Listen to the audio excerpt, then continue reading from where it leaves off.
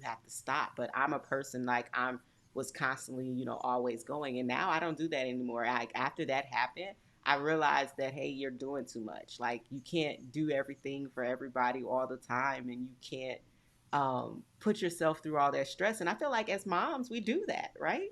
We're like, Yes. we're natural nurturers. We want to help. We want to not just ourselves and our own families. Like we're just built that way to where we want to solve the problems. We want to help, and the mindfulness that comes from.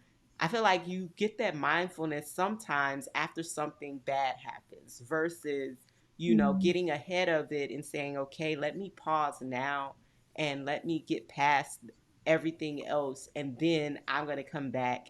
And once I'm paused, relaxed, refreshed, then I'm going to come back and do things a little bit different, but I'm still going to do it in a way that feels good, right?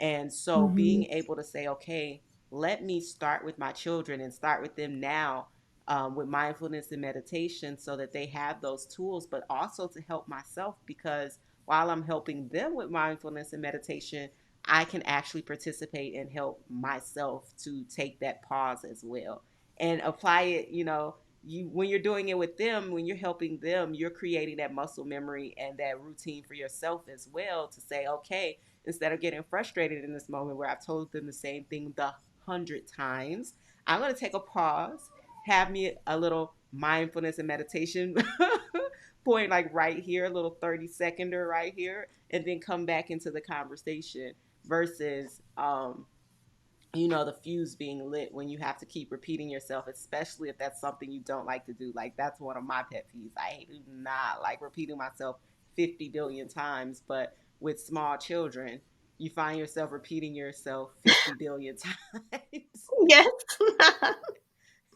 It's, And then also you can even say like, you know what?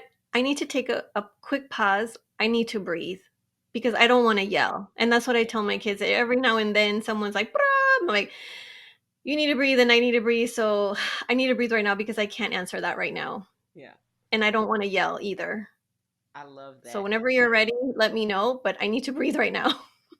And I like that you just said that because it's like in the moment we don't think about it. And I feel like the more we practice it, the more we put it into action, it becomes second nature versus you having to think about pausing. Because by the time you thought about pausing, you might have already blown up. You know what I mean? Because you Yeah. had to think about doing it. And sometimes you might catch yourself, but sometimes you might blow up. So you have those blow up moments and you have those moments when you catch yourself. But to be able to catch yourself all the time or just do it naturally and say, okay, I'm going to pause, you have to actually put it into action. So what are some ways that moms can start, kind of putting this into action, like actively practicing, taking that pause, because our children model us. So how can Mhm. moms start to kind of take that pause, like a couple of ways they can do that? One way I like to do is I set a timer and Mm-hmm. I that's my pause. And so when my kids come in my room and they see the timer on, it's like, oh wait, mommy has her little pause right now. Or maybe it's nap time. I'm like, sometimes I need a nap depending on my cycle. It's Okay. like I need that moment for myself. I need that pause. I need some quiet.